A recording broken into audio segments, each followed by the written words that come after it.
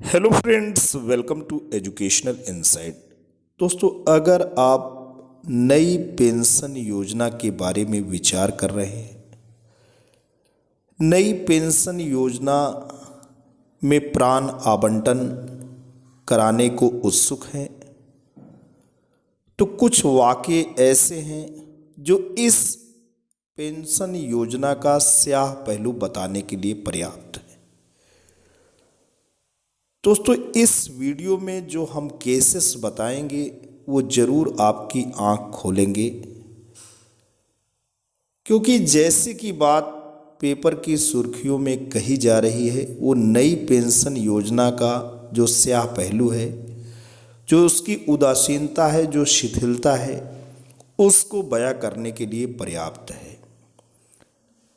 शिक्षक शिक्षिका भाई बहन अपने गाढ़े की कमाई एक ऐसी योजना में लगा देते हैं कि उन्हें पूरा का पूरा विश्वास होता है कि बुढ़ापे की ये लाठी साबित होगा। लेकिन क्या हो कि लाखों निवेश करने के बाद जब वृद्धावस्था या जीर्ण आपके समक्ष आ डटे, तो दवाई के लिए, दवा दारू के लिए मुफलिसी का जीवन को जीने को विवश होना पड़े, तो एक बार मन में, जहन में ये विचार जरूर आता है कि हमने जिस योजना को अपना बुढ़ापे का सहारा माना, वो योजना वाकई सही नहीं थी। ऐसे ही नई पेंशन योजना का स्याह पहलू दोस्तों सामने आपके प्रस्तुत करने जा रहे हैं। पेपर के आलोक में हम कुछ केसेस की बात करेंगे जो ये बताते हैं कि कहाँ तकनीकी गड़बड़ी हुई या कौन सी ऐसी खामी आई जिसका कुछ शिक्षक शिक्षिका भाई बहन उसका खामियाजा भुगतने के लिए दोस्तों विवश हुए। आखिर वो कुछ भी नहीं कर सकते, वो केवल मलाल है और असंतोष है, व्यग्रता है, विवशता है, बेबसी है, लाचारी है। तो आइए दोस्तों देखते हैं नई पेंशन प्रणाली का स्याह पहलू क्या है। दोस्तों, ये खबर है अमर उजाला की और गोरखपुर में छपी है। इसमें इस बात को बयां किया गया है कि ताउम्र पढ़ाने में गुजारी, बुढ़ापे में सम्मानजनक पेंशन को भी तरसे।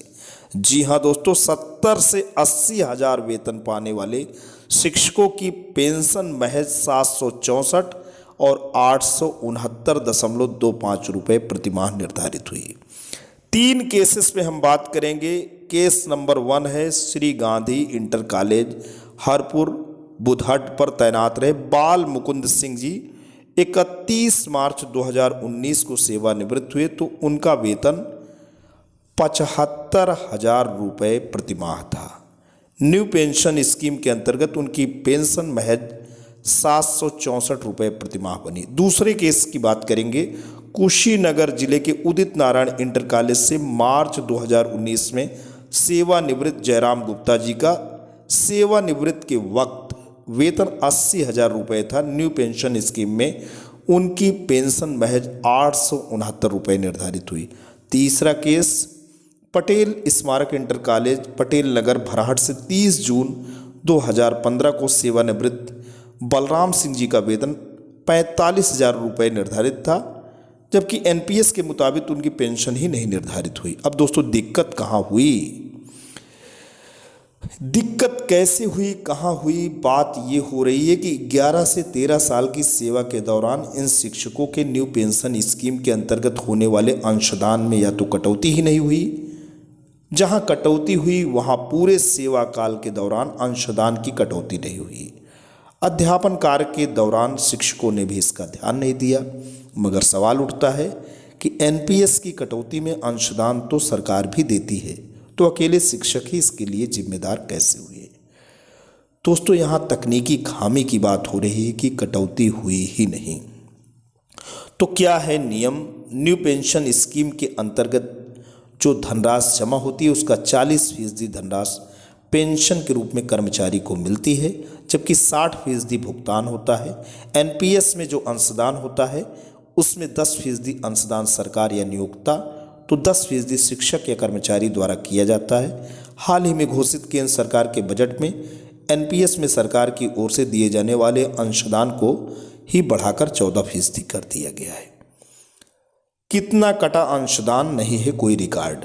शिक्षकों का आरोप है कि एनपीएस के तहत होने वाले अंशदान की कटौती कितनी हो रही है, सरकार कितना अंशदान दे रही है, इनका कोई रिकॉर्ड उनके पास नहीं है, जबकि इसे डीआईओएस कार्यालय के लेखा विभाग के साथ साथ विद्यालय स्तर पर भी रजिस्टर या ऑनलाइन अपडेट होना चाहिए। एनपीएस से जुड़ी किसी भी प्रकार की समस्या के निस्तारण के लिए डीआईओएस कार्यालय के लेखा विभाग में एक पटल बनाया गया है, जहां आने वाली शिकायतों का शासन के निर्देशानुसार निवारण कराया जाता है। किसी भी शिक्षक या कर्मचारी के साथ ऐसी कोई समस्या है तो लिखित प्रत्यावेदन दे, पूरी मदद की जाएगी। ऐसा दोस्तों कहना है ज्ञानेंद्र सिंह भदौरिया जी का, जो कि डीआईओएस है। तो दोस्तों यहाँ पे बात हो रही है कि पुरानी पेंशन योजना की आखिर मांग क्यों है। उत्तर प्रदेश माध्यमिक शिक्षक संघ चेत नारायण गुट के मंत्री श्री रविंद्र प्रताप सिंह जी ने बताया कि पुरानी पेंशन स्कीम यानी ओपीएस के अंतर्गत कर्मचारी का अंशदान नहीं होता है, जीपीएफ की कटौती होती है, जिस वजह से सेवानिवृत्त के वक्त धनराशि और उसके ब्याज के रूप में अच्छी धनराशि शिक्षक या कर्मचारी को मिल जाती है। मूल वेतन का लगभग 40 से 50% हिस्सा पेंशन के रूप में आजीवन मिलता है। मंडलीय मंत्री श्री रणजीत सिंह जी ने कहा कि एक और ख़ास वजह से इसे अलग बनाया जाता है, यानी ये अलग बनती है पुरानी पेंशन कि वेतन की तरह जब जब डीए में बढ़ोतरी होती है तो पेंशन भी बढ़ती है, जबकि एनपीएस में एक बार पेंशन फिक्स हो जाने के बाद कोई वृद्धि नहीं होती है। तो दोस्तों यहाँ पे क्या दिक्कत आया, माध्यमिक विद्यालयों में पूरी जिंदगी अध्यापन करने वाले शिक्षक अपने सेवानिवृत्ति के बाद सम्मानजनक पेंशन के अधिकार से वंचित हो गए हैं। यह नए पेंशन स्कीम की हकीकत नहीं बल्कि तकनीकी कारणों से हुई गड़बड़ी है। इसका नतीजा यह हुआ कि सेवानिवृत्ति के वक्त जिन शिक्षकों को 70 से 80 हज़ार रुपये प्रतिमाह वेतन मिल रहा था, उनकी पेंशन 764 रुपये और 869 रुपये प्रतिमाह फिक्स हुई। शायद इन्हीं विसंगतियों के चलते न्यू पेंशन स्कीम का सरकारी शिक्षक और कर्मचारी विरोध भी कर रहे हैं। ऐसा नहीं है कि अपने हक के लिए इन शिक्षकों ने कोई आवाज़ नहीं उठाई। विभागों के चक्कर लगाकर सभी की चप्पलें तक घिस गई, लेकिन कोई सुनवाई नहीं हुई। अब लचर सरकारी व्यवस्था को कोसने के अलावा इनके पास कोई और चारा नहीं बचा है। अमर उजाला संवाददाता से बातचीत में इन शिक्षकों ने बताया कि सेवा काल के दौरान करदाताओं की सूची में हमेशा रहने वाले इन शिक्षकों को पेंशन के अलावा कोई और सरकारी सुविधा का लाभ तक नहीं मिलता है, यानी जीवन यापन का पूरा खर्च इकलौती पेंशन पर ही टिका है। अगर महज दवा का खर्च भी देखा जाए तो इन शिक्षकों की पेंशन से नहीं चलेगा। ताज्जुब तो इस बात का है कि कई ऐसे शिक्षक भी हैं जिनको सेवानिवृत्ति के बाद पेंशन ही नहीं मिल रही है। तो दोस्तों ये है नई पेंशन योजना का स्याह पहलू। अब क्यों ना शिक्षक कोर्ट कचहरी की शरण में जाएं, क्यों ना नई पेंशन योजना को जबरन अपने ऊपर लागू करने का विरोध करें, क्योंकि अगर ये केसेस पूरी तरीके से सच बयां कर रहे हैं और ये तीनों शिक्षक जो भी हैं वो नई पेंशन योजना के शिकार हुए हैं। 14 से 15 साल सेवा करने के बाद वो महज सैकड़े की पेंशन से ही इनका गुजारा चल रहा है। तो ये शर्मनाक ही नहीं दुर्भाग्यपूर्ण है, और किसी भी रूप में नई पेंशन योजना दोस्तों नुकसानदेह है। आज के लिए इतना ही। Thanks for watching and listening.